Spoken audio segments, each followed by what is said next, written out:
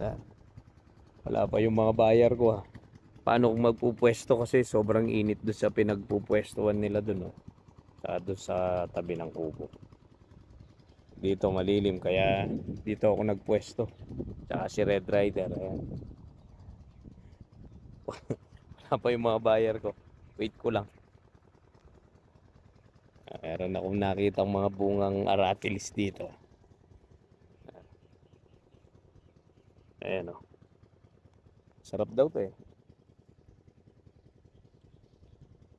Gamot daw to sa ano, diabetes ata. Pero matamis. Ang dami.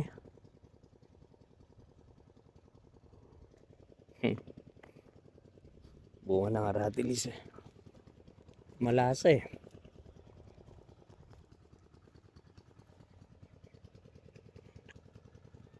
Anong gamot ng aratilis to eh? Ay, diabetes to eh. Matamis.